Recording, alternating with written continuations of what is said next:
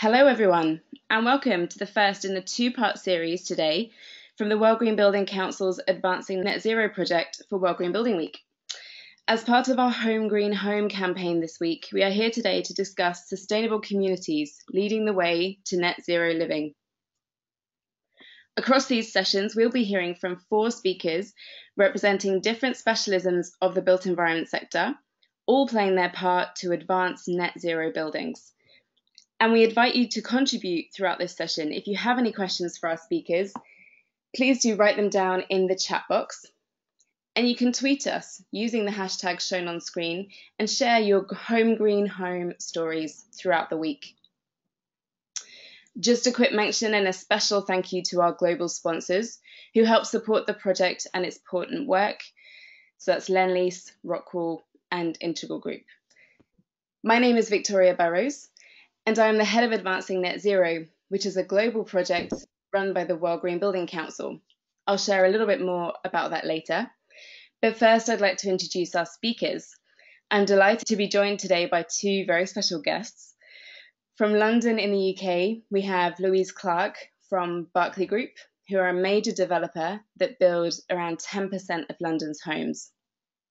And Sandy McCathie, Programme Manager for Carbon Neutral Adelaide, and she's here to tell us about the programs and initiatives being developed to advance net zero homes and buildings across the city. There will be an opportunity to ask our speakers plenty of questions at the end, so please do get in touch with us.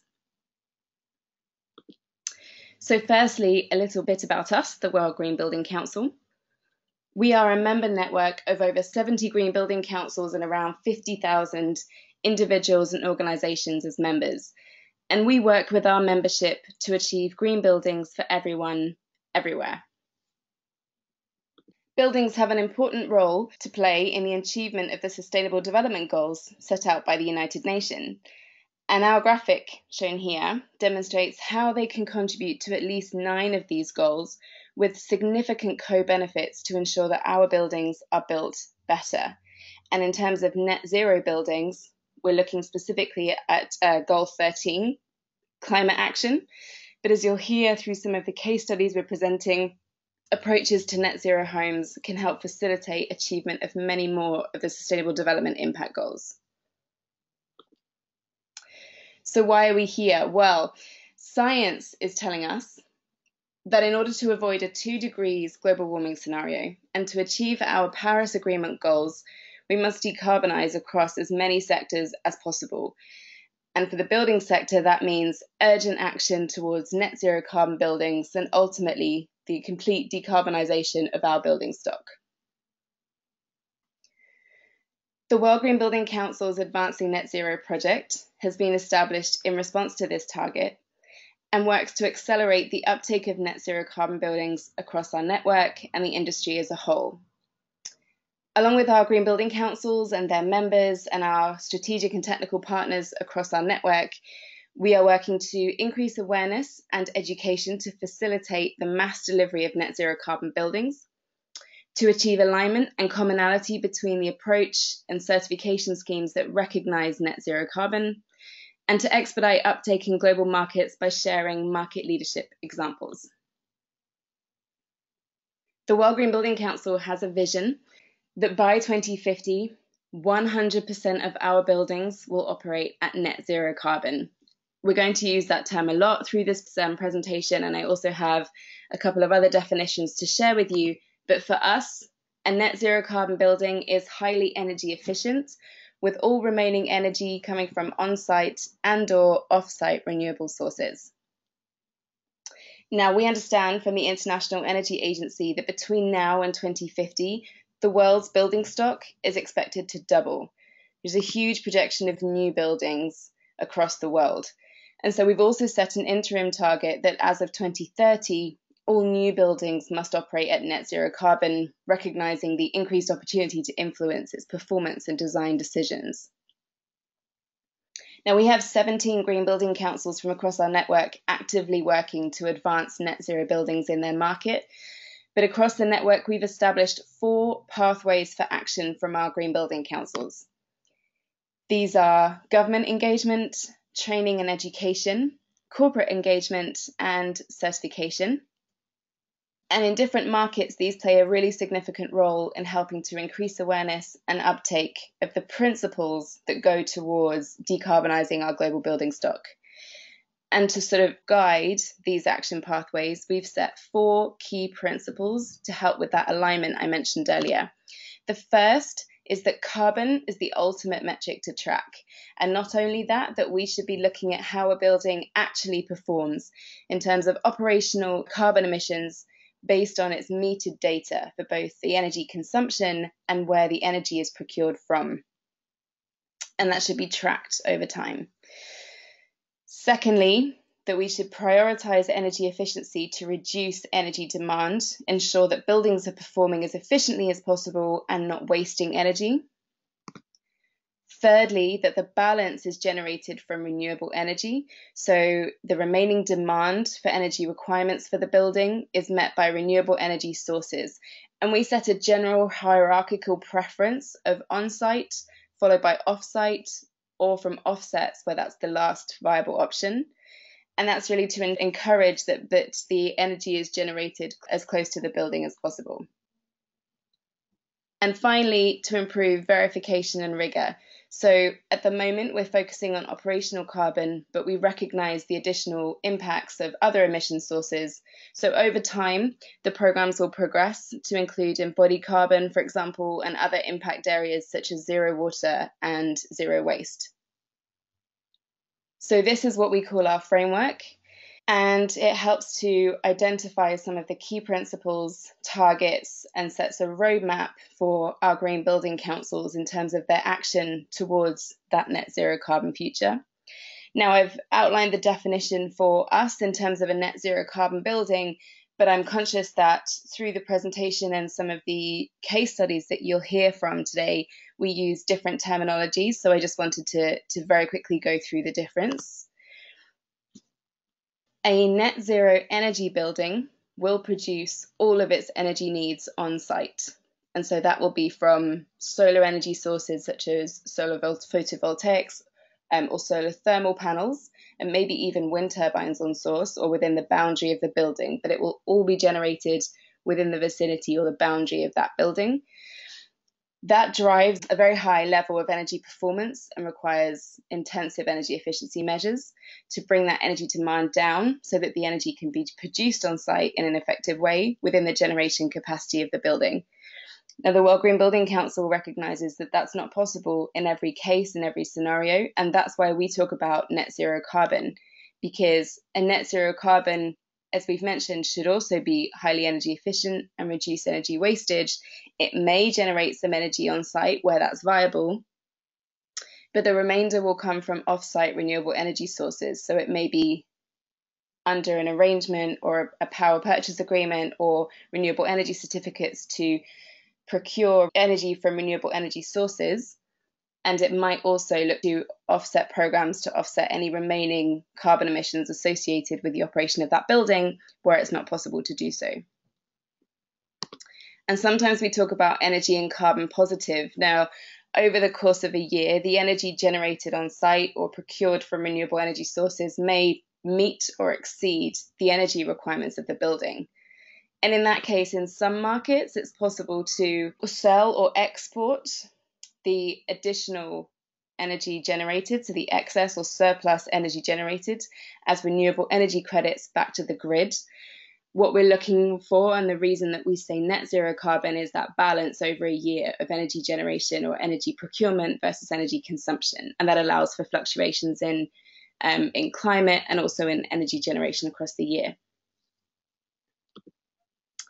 So with that, last year in May, we launched a call to action report, which is called From Thousands to Billions, and you can find it on our report. We set out some of these targets, some of these definitions, and we called on coordinated action towards 100% net zero carbon buildings by 2050.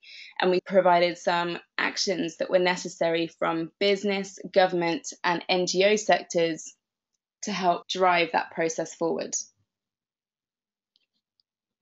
Since then, and in order to formalise the action that we are seeing being taken by businesses, governments and NGOs, 2 weeks ago at the Global Climate Action Summit in San Francisco, we launched the Net Zero Carbon Buildings Commitment. The idea of this commitment is to promote and inspire advanced climate action leadership from businesses and governments across the world to achieve net zero carbon in their own buildings by 2030. So we're bringing that date for new and existing buildings up to 2030 to demonstrate a leadership position and to act as a catalyst to achieve wider market transformation by 2050 to help us achieve those goals and to kickstart the market that we so desperately need. It moves actions towards large-scale responses. We know that net zero carbon buildings are possible at individual building level. As you'll see later this session, we know that they're possible, becoming much more possible and viable at a larger scale, but we need to move faster and further. So we now must achieve them at entire global portfolio level, city and state level. And we're seeing some phenomenal action from across the industry already. The commitment offers flexibility for signatories to develop their own decarbonisation roadmap to achieving net zero carbon for their own operations. So it's incredibly outcome focused. We say that you must achieve decarbonisation. How you achieve decarbonisation is entirely up to you as a signatory based on what is appropriate for you within your context and the markets that you operate in. So that roadmap to net zero is entirely determined by the signatories, and we request that that's reported against each year so that we can see the progress and provide impact reporting to the market. And then finally, signatories commit to identifying opportunities throughout their supply chain and core business activities to influence others, both up and down their supply chain, to further eliminate carbon emissions. And 2 weeks in, we're thrilled with the response initially from the market, and we are adding to our total signatories number. And we currently stand at 14 businesses and organizations, 22 cities, and 5 states and regions from across the world. So it's fantastic to see this leadership from across the market. We're also very excited about the collaboration opportunities within these different sectors to help ensure that we are delivering against those commitments and driving genuine change towards zero carbon future. You can find out more about the commitment at worldgbc.org/the-commitment. And we've also provided some profiles on the signatories for businesses and organizations that help explain how they intend to deliver their commitment and helps demonstrate the flexibility in application. So before we hear from our guest speakers, I wanted to share with you some examples from across our network of pioneering initiatives to achieve net zero communities, as that's what we're here to talk about. Firstly, this is Kaupuni Village. It is an affordable housing community in Hawaii, in the United States. It's an entirely self-sufficient community. It was developed in conjunction with the Department of Energy, and 19 single-family affordable homes and also a community resource center. It maximizes energy efficiency within the buildings to achieve at least 40% reduction in energy consumption, and it achieves net zero energy through the combination of solar panels, both photovoltaic for the generation of energy and solar thermal for the generation of hot water, as you can see in the photo just here. With subsidies that were provided to the local people to purchase these properties, they were able to purchase them for the third of a cost of an average home. So it also made it incredibly affordable for them. And it's been so successful that they are rolling out additional programs like this in the area. And it presents a way of sustainable living and a new way of life. It's a very community-based project. There's local farming. So it's very much a low impact development.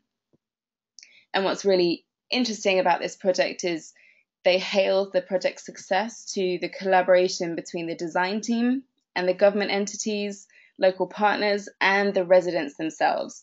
So they really do have a project that they're very proud of, and it is now operating at net zero energy.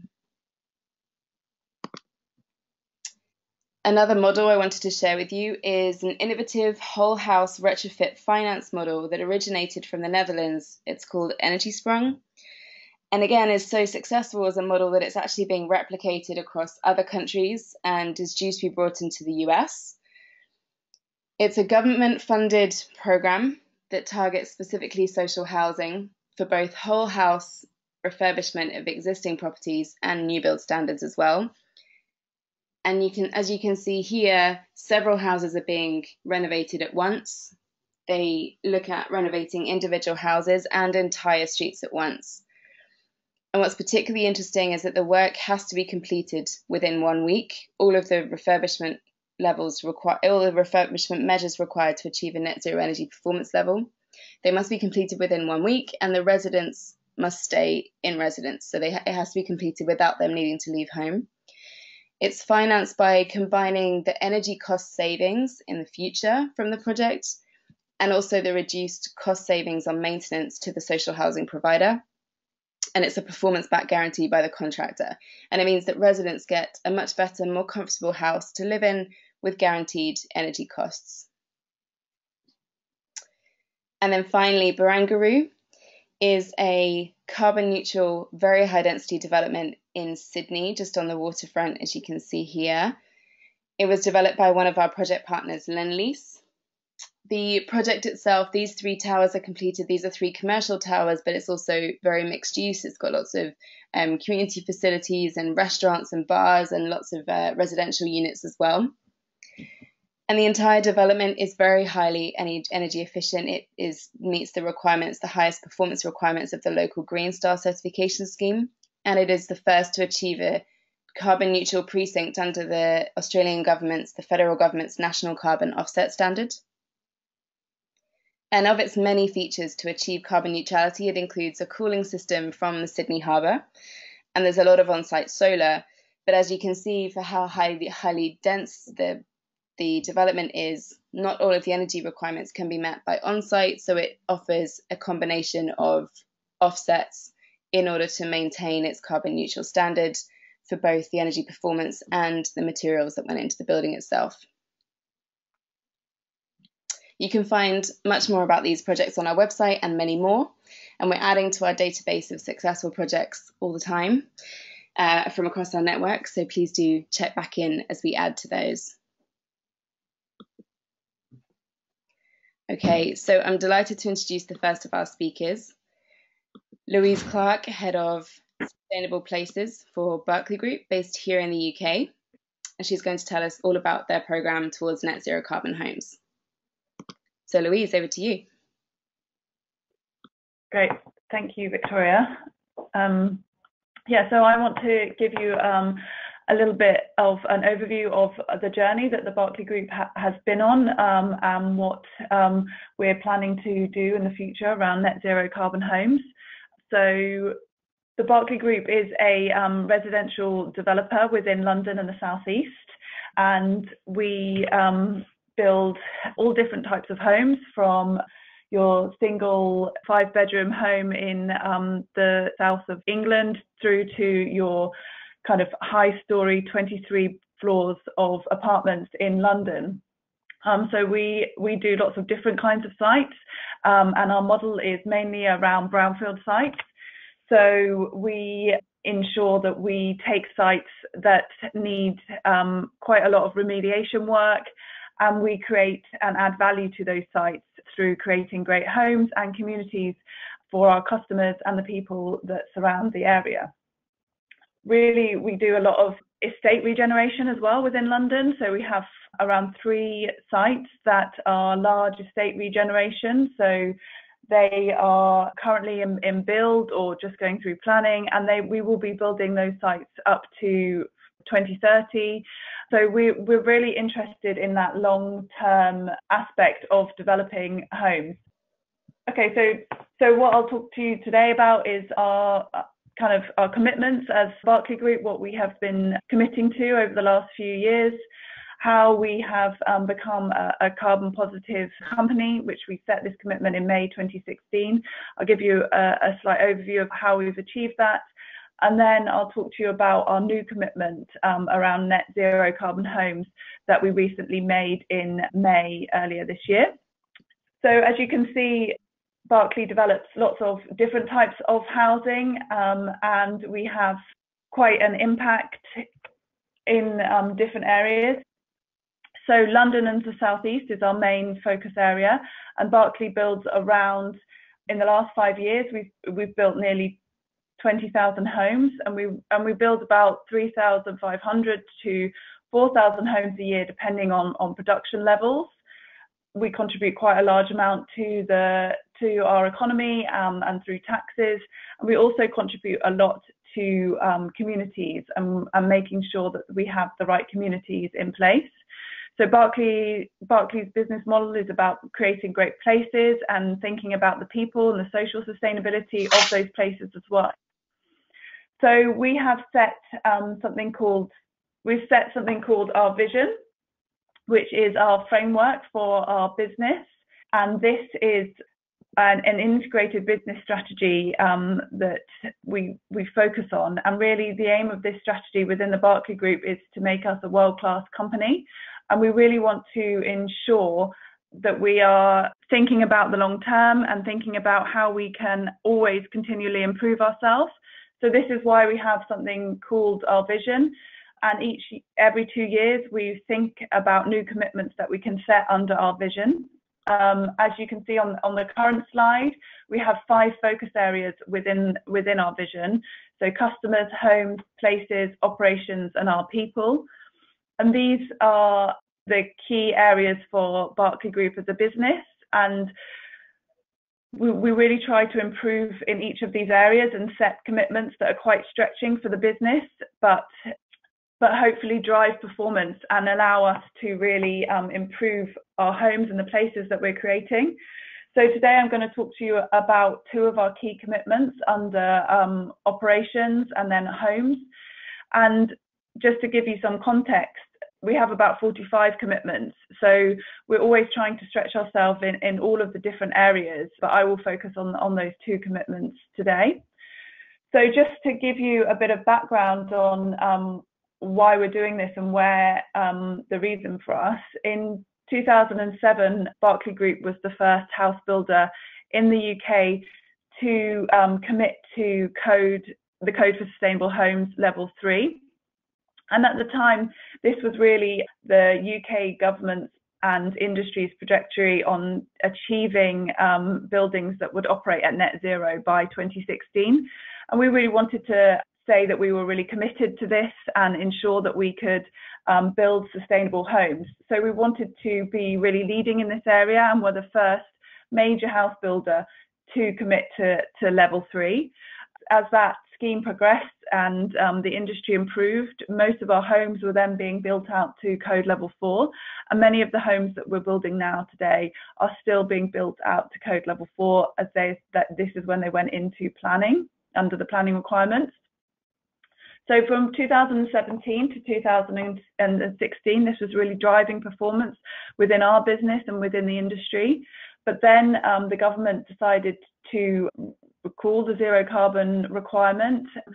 So we really wanted to step up, and as a business, we thought, okay, if we want to continue being a leader in this area, what do we need to do, and how can we improve our performance? So we decided that in May 2016 that we would become a carbon positive business. And we set this commitment, and we decided that we would do this within 2 years, which was quite a tight deadline. Most people who are setting goals and commitments around this are thinking long term, and often you hear about science-based targets, which are much longer term targets. But we wanted to really think about what we could do and how we could change it. So we decided to become carbon positive within 2 years, because this was focusing on our business activities. It was focusing on the direct impacts that we could have. And we felt that we had to focus on this area, first of all, before we actually then asked our supply chain, and we asked our partners to help us achieve the longer term goals of net zero carbon homes. So we're pleased to say that earlier this year we became carbon positive, and we were the first house builder in the UK to achieve that. And I'll talk to you about that in a bit more detail later. And then also in May, we decided that we wanted to, our biggest impact is obviously in the homes and the places that we create.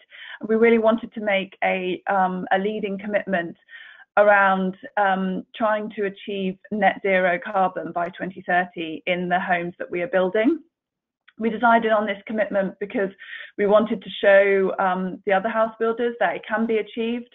We decided to put a long-term target on it because of the different changes that are occurring within the energy generation mix within the UK at the moment, which I'll talk to you about in a little bit more detail later. So really, our carbon positive commitment looks at three main things. So within our operations, we have our overall aim is to make the right long-term decisions, to run the business efficiently and work collaboratively with our stakeholders. So this is what we wanted to do through the carbon positive commitment. We really wanted to focus on what we could do on our sites and within our business operations. So first of all, for us, it's about being lean. So we wanted to be more efficient in our energy use, and we targeted a 10% reduction in carbon emissions per person from our 2017-18 base compared to our baseline of 2015-16. And really this was about ensuring that all of our construction sites, all of our offices, all of our sales and marketing suites were really aiming for an energy reduction. So for the Berkeley Group, we have about 60 live construction sites at the moment. So today, within London and the South East, there will be about 10,000 people working on our sites. So that gives you some kind of understanding of the scale that we're talking about. We then wanted to be green and promote cleaner energy sources. So wherever possible, we encourage our divisions to use green energy and speak to the suppliers and really think about how they could provide us with clean energy sources and renewable energies through our energy contracts. And then finally, be accountable.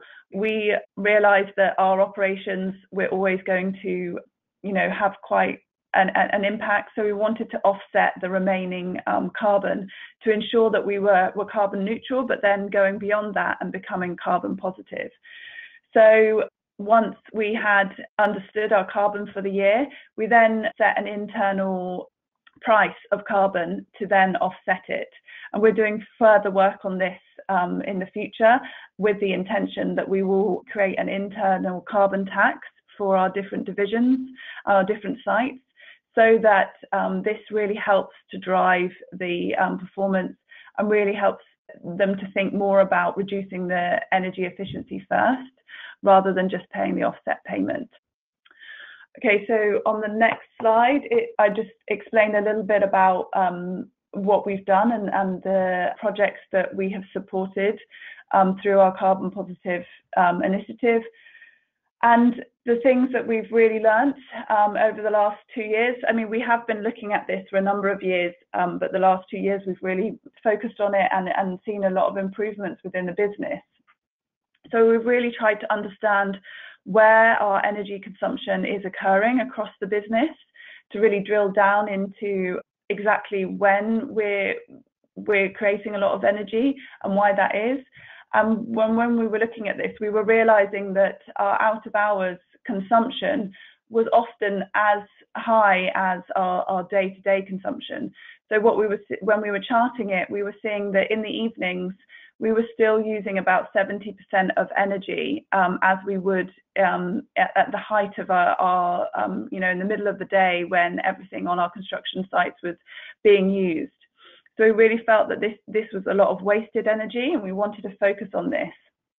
So we really looked at how we can drive down the out of hours consumption. So to do this, we have set up minimum standards for our sites, so that when the sites are set up, they can be wired in a certain way, so that as the last person leaves the site, they can turn off a dead switch, so that anything that is unimportant, doesn't need electricity all the way through the night, it definitely gets turned off.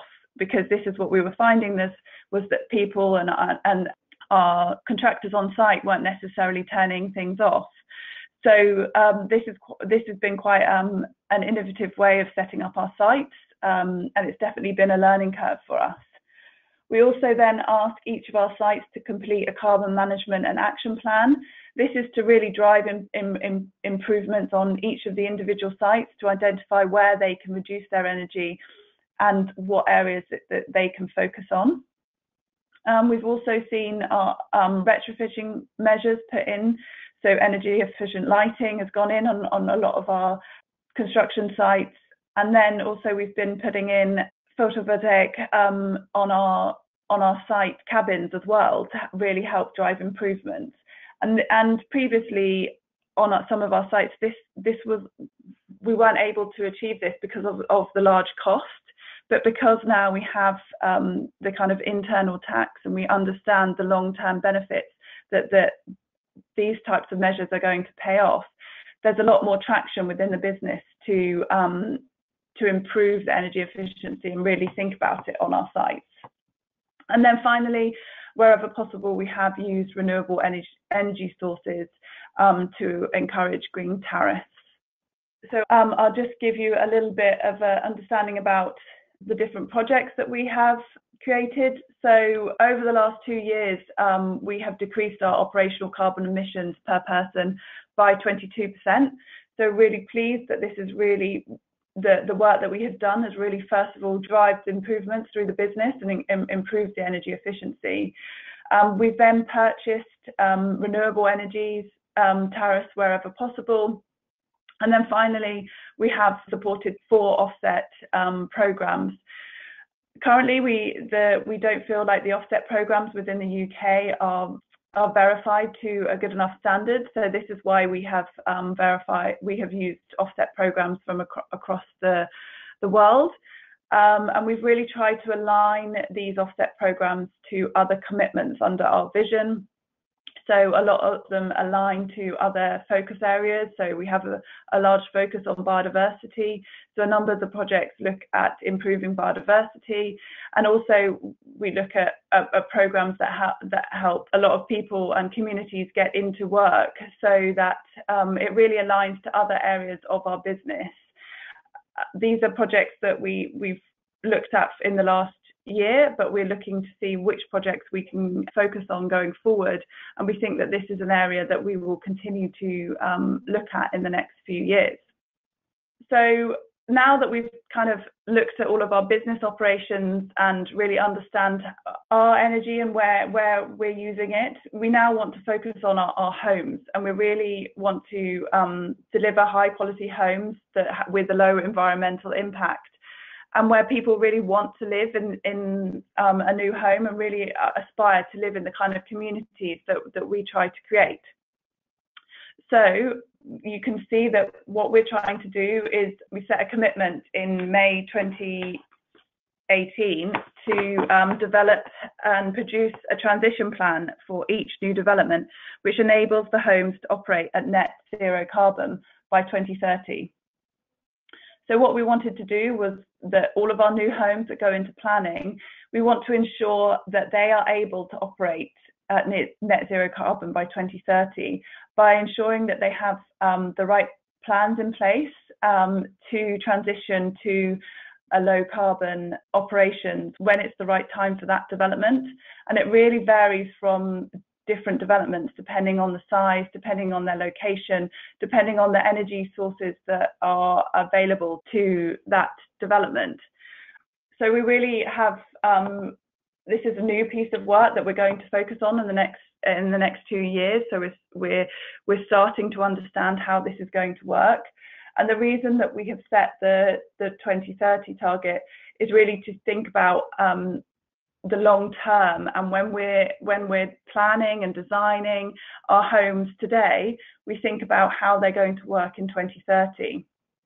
And again, we really the main focus will be on a fabric first. So we will be really trying to make sure that our buildings are as energy efficient as possible. We will then put energy efficient supply measures. We then use renewable energy where possible, and then if needed, there will be an offset payment, but we want to focus really on the fabric first. And the reason that we're doing this is that we see that there's a significant opportunity for reducing energy demand. We want to future-proof our homes. We understand that the homes that we're creating are going to be there for the long term, and we want to make sure that our customers can live in them for a long time to come, and that they really think about the resilience to climate change. We also want to be seen as a leader within the industry, so we want to respond to the mayor's drive for this, and also the UK Green Building Council and now the World Green Building Council. So we want to be seen to be aligning to this. And then we really want to ensure that we provide the right long-term solutions for our customers, and by considering the options for the future for them. And the reason that we're doing this is because within the UK over the last few years, we have been putting in a lot of district heating systems and a lot of CHP systems, so combined heat and power. And now that technology is changing, and because of the way that our grid is decarbonising, those technologies are not necessarily going to be the most efficient and carbon effective in the future. So this has really shown us, and we've been doing a lot of work around the business on this. And you can see from the graph that the way in the UK we have something called SAP, and the current gas factors is the blue line, and then the electricity that we use is the red line. So SAP is a methodology that we use to calculate the carbon factors when we're designing new homes.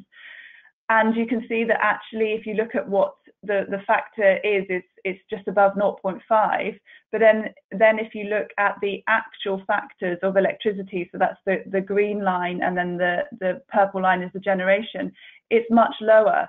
So what is occurring is that our grid is decarbonising much quicker than our building regulations are keeping up to. So this is a real problem for us, because we're designing to the wrong carbon factors. So this is why, as a business, we've decided that we need to take action around this, and we need to think about, okay, so in 2030, what is going to be the right energy solution? And we're looking at what's happening within electricity generation within the UK, and also within gas generation, to make sure that by 2030 that they can operate at net zero carbon. Because from now until then, we feel like we're in a bit of a transition, with different technologies not necessarily being the right technology by 2030. But what we want to do is create the right infrastructure and the right energy strategies for our developments, so that as new technologies come in, they can be retrofitted into our developments, and we can ensure that we're thinking about that long term.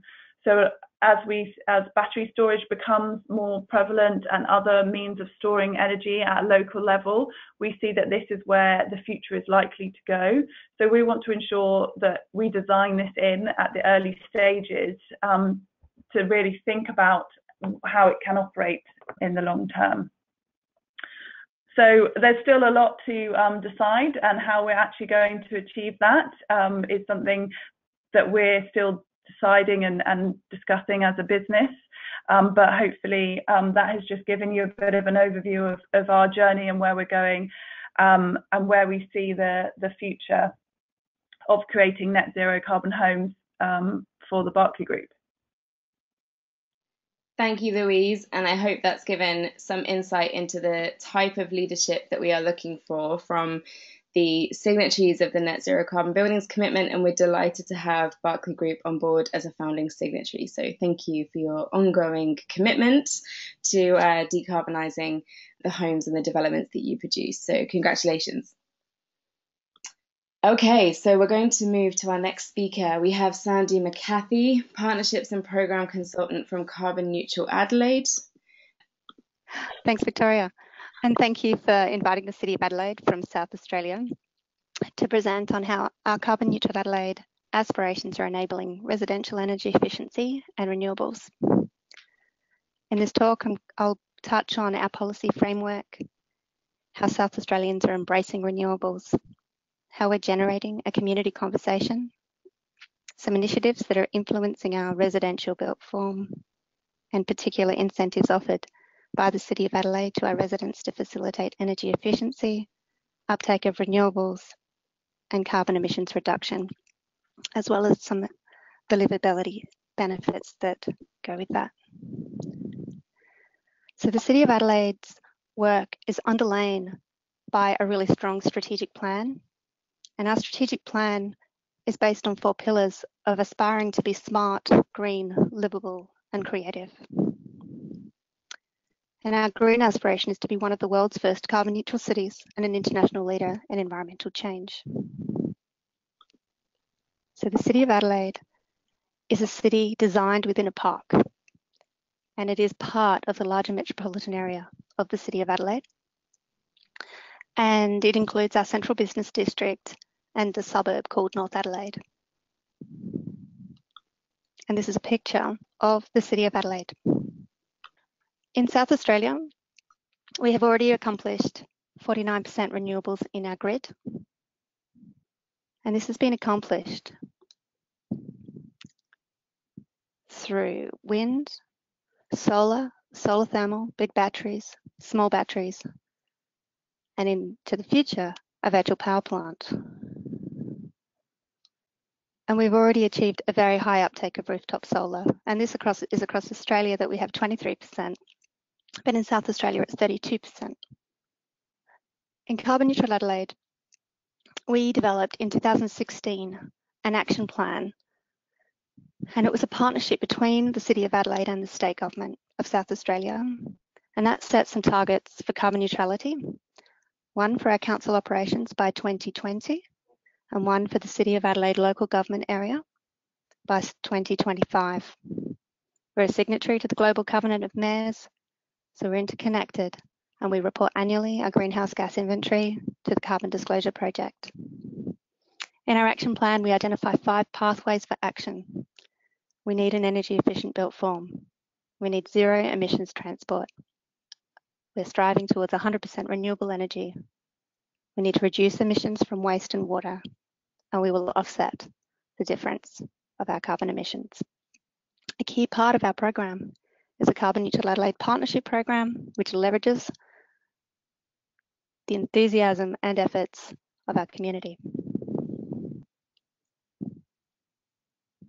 This is a breakdown of the emissions from the City of Adelaide local government area. So we're the central business district and the parklands area, and also the suburb of North Adelaide.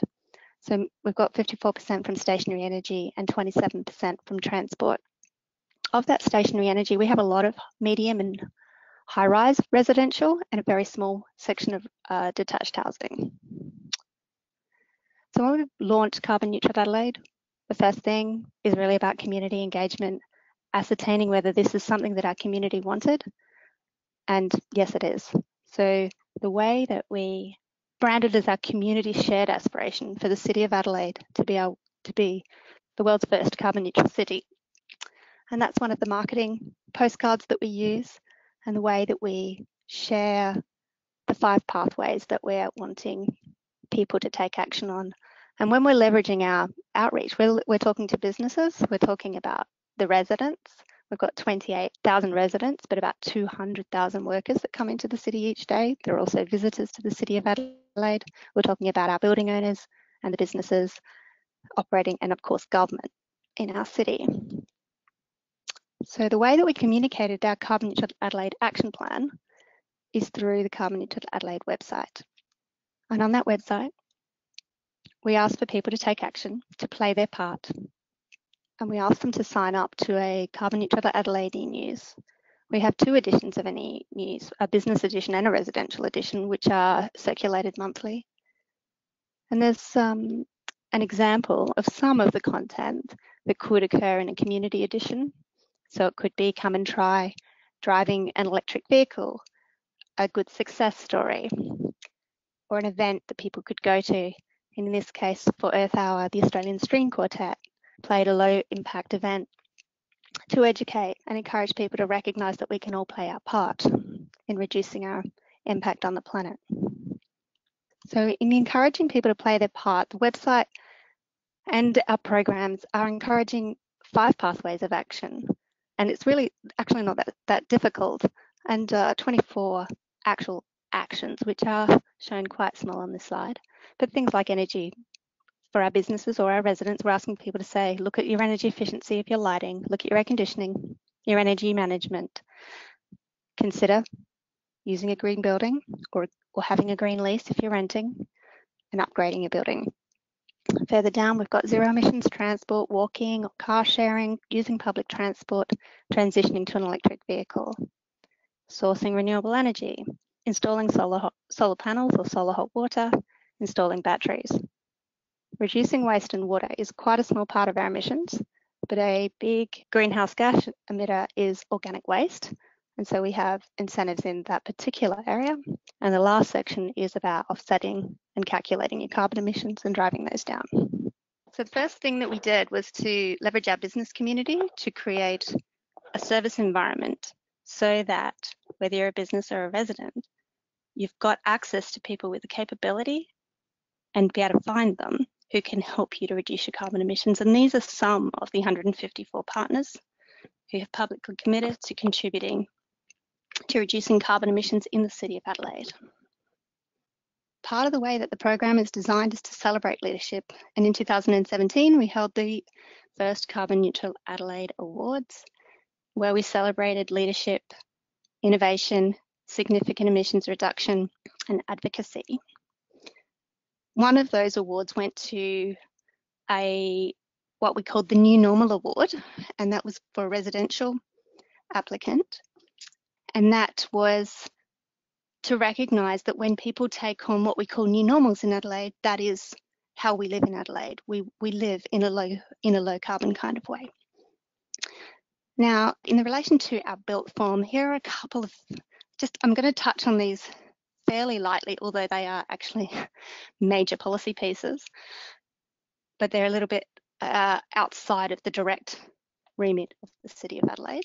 However, they definitely impact upon us. So one is that there is a review of the Australian government is undertaking a review of the National Construction Code in 2019 that will be implemented, and it's anticipated that that will result in a 30% improvement in the minimum residential energy efficiency standards. The state government is looking into and has begun training assessors in the residential efficiency scorecard to rate both detached and high density homes, that, based on construction, fixed appliances, PV. It's quite a comprehensive rating. It's already in use in Victoria. So that's quite early days in South Australia. We also have significant investment in batteries for residents, both to low income households and to anyone, where there is rebates as well as loans available for the installation of battery systems in a home environment. And the virtual power plant is a trial targeting community housing, state government-based housing, and that's, as stated here, it incorporates both the solar panels as well as energy monitoring and battery system connected into the grid with smart metering. Now, this is actually something that we haven't begun promoting yet, but I wanted to mention it because it's a really innovative product and tool that's been developed, and it's called Livability. And it's essentially saying that there are 17 things that real estate agents can point out to people when they're coming to buy or lease a home. And they frame them, they're all sustainability features that make that home more comfortable, more efficient, more connected to their community or healthier. But they're not framed with the word sustainability anywhere in them. And the important thing is that the real estate industry takes a lead role in being the communicator and the educator of the public. So that's somewhere that we're looking to promote quite soon. So the City of Adelaide has a very successful sustainability incentive scheme. And in that scheme, we provide rebates to residents or businesses for the following physical retrofits to buildings. It includes, so it's generally 50% up to a particular value. So for solar PV, you can get up to $5,000 rebate for the installation of solar panels. For batteries, up to $5,000 for batteries installation, up to $1,000 for LED lighting upgrades, up to $1,000 for an energy monitoring system, $1,000 for a solar or a heat pump hot water system, $250 for an electric vehicle charging point, up to $5,000 for a super fast electric vehicle charging point, and $5,000 per financial year for energy efficiency upgrades in an apartment building. And the Sustainability Incentive Scheme has been very successful. That's a picture of one of our very happy recipients of a battery. The return on investment has been, for every $1 of government money invested, $7 worth of private investment. And you can see on the graph for energy storage, so for battery systems, that the incentives are working exceptionally well to accelerate uptake. And in this graph, you can see that we're up to 50 applications for battery in that particular year. And I think in 2017-18, the applications more than doubled from the previous financial year, with a total of 212 applications approved. And of that, 93 were for solar, and as you can see here, about 50 for battery. Another program that we're really proud of is Solar Savers Adelaide, which targeted low-income households, including rental, so where the tenant gets the benefit of having solar on their roof. And 40 houses ended up being retrofitted with a 2 kilowatt solar system and an energy monitoring system, with the landlord paying the cost of that system back. And it was a bulk purchase, so it was at a good deal over there through a separate rates charge from their council rates over 10 years. Our Living Smart program is a 7-week course targeting peer-to-peer learning on practical things that you can do in your home to live more simply, create less waste, including gardening for food or for biodiversity, how to make your home healthier and reduce your energy use and carbon impacts. Sustainable House Day, which is held annually in September every year in Australia, is a national day in its 17th year. And I want to mention it because it's a brilliant opportunity. We opened this house this year. It was a new build. And it's an opportunity for people to come through a home, and there were about 260 people that walked through this house and had a look. They got to learn firsthand from the owner and experience it themselves, and it really has a lasting impact for people who then go away and take action in their own homes. So with a high penetration of renewables in our grid, we're also encouraging our residents to transition to electric vehicles. And today we've installed 40 electric vehicle charging points throughout the city, some in on-street locations and some in car parks that the council actually owns. And we've also introduced a payment system so that we can monetize the recharging of your car in those car parking situations as well. While on the topic of transport, I'll just mention that we are also encouraging safe cyclability within our city. And we've introduced separated bikeways so that when you're riding your bike, you're separated from vehicles. And this is a picture of a new real-time bike counter that counts the number of people that ride past that point each day. And this is pointing out that in South Australia, we have an excellent organics collection system. So all residential properties have access to a free kitchen caddy and compostable cornstarch bags, and they can recharge those when they need some more, so that all of their organic kitchen waste can be collected free of charge from the council and is commercially composted and can be repurchased back as mulch. And this slide shows how part of our council operations was about developing community leadership. And this is an example where the community leadership program focused on sustainability. So the young and older people that participated were trained in how to run small programs in their communities that would have lasting impact and garner input from the people around them working with existing programs. And the 4 teams did an excellent job. And this is them presenting their ideas and initiatives. And it really demonstrates how much we can learn from encouraging our whole community to become involved. That's it. Thank you. Thank you so much, Sandy. I particularly like the idea of the new normal. I think that'll be entering our vocabulary quite often as we continue to see high performance buildings and initiatives like these coming from pioneering and leading cities such as yourself. So thank you for bringing that to the forefront of the communities and the people of the city of Adelaide. So we did have a question. I just want to skip back to one of the earlier slides that I guess there might have been a delay on. Maybe if you could just run through some of the initiatives in the Sustainability Incentive Scheme again. Yes. You see it on screen now. That's it, I've got it. Great. So the way that the Sustainability Incentive Scheme works is that it's eligible to anyone located in the City of Adelaide. Footprint, it can be a resident or a business, and the rebates are typically a 50% rebate up to a particular value.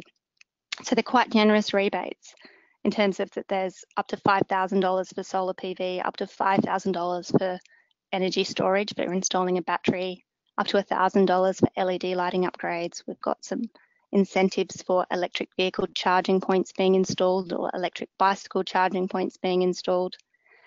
And what was interesting is that the leveraging of public for private money was $1 of government investment through the rebate for $7.60 private investment in renewables and water saving infrastructure. And I think the statistic was 212 applications were approved in the 2017-18 financial year, of which 93 were for solar PV and around 50 were for batteries. Okay, great. I was actually going to ask a question about uptake. So that sounds pretty good. Yeah, exceptional. And we're at the process now that we're getting such good uptake with those that we'll be tweaking the conditions and maybe adding some more things that we might want to incentivize. Oh, that's really interesting. Thank you. So actually, I was going to ask you, in addition to uptake rates for some of the various programs, what you've learned has worked particularly well, and what if you had the chance to share that knowledge with other cities, what would be the most sort of compelling motion for those interested in the practical implementation of some of these initiatives? And it sounds like removing the financial barrier is a good place to start. But in terms of, it's great to see that you're doing so much in terms of awareness as well. So maybe it's a combination of both. Yeah, I think the real power of the partnership program is the goal of government not being in the middle of the conversation, but facilitating our economy to transform around us. So by elevating the activities of not-for-profits, of everybody in our community, whether you're a government agency, a for-profit service provider, or a product manufacturer, if you're doing good, let's elevate what you're doing and help you connect you to a market. So it's actually about leveraging. And we do that through having a model. We call it, it was designed, I actually can't remember the research for it came from, but it's called a backbone model. And it's built on the principles of being an informer, being a connector, facilitating uptake, and showcasing good work. And that leads to creating new normals.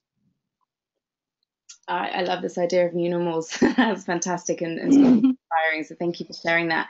We actually have someone on the call from India who's requesting, asking if you organise study tours. So I think it certainly speaks to the leadership, and the others from outside of Australia are interested to know more about what's working for you as a city, as you say, helping to facilitate that process within the community. So maybe that's an opportunity for the future. Yeah, we certainly do that kind of thing, and we would welcome an Indian delegation. Wonderful, thank you. Good. Okay. And I think we still have Louise on the call. I had a couple of questions for you, Louise, again, around sort of facilitating uptake. So as a developer, it tends to be, you touched on this a bit earlier about what your next ambitions are in terms of how you can influence the homes and the projects that you're developing. But as a developer, that often is a barrier in terms of justifying the business case when you're selling the assets on. So can you share a little bit about how you work with the people who are buying your properties to ensure that they're able to make the most of the initiatives that you've implemented and gone so far to incorporate into the projects, and how that they can benefit from that into the future and living in that property. Yeah, sure. So when all of our new residents move in, we give them an information pack, and this is it provides them with information on all different sustainability features within the home and around the development. So it encourages them to use sustainable transport. It explains to them kind of how they can live a more sustainable life, so reducing food waste. And it also is kind of a broad brochure of what they can do.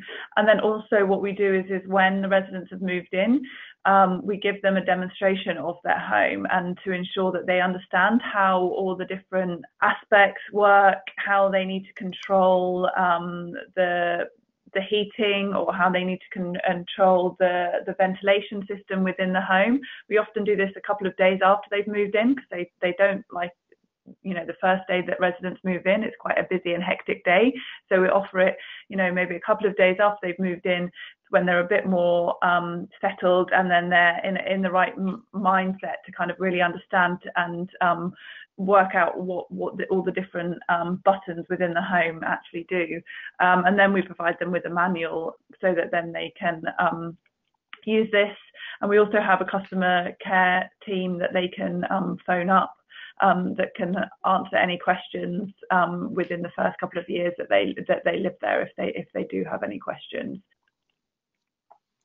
That's wonderful. Thank you very much, and a really refreshing perspective from a developer point of view. So again, thank you very much for your leadership, and hopefully we can look forward to this being the new normal. So thank you very much.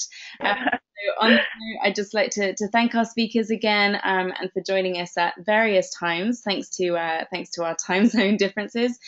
And thank you to everyone for joining us here today. Please do contact your local Green Building Council if you're interested in resources around net zero homes and green homes. And do follow us through the various social media channels for the rest of World Green Building Week, which runs until this Sunday. And thank you so much for participating. Have a great day.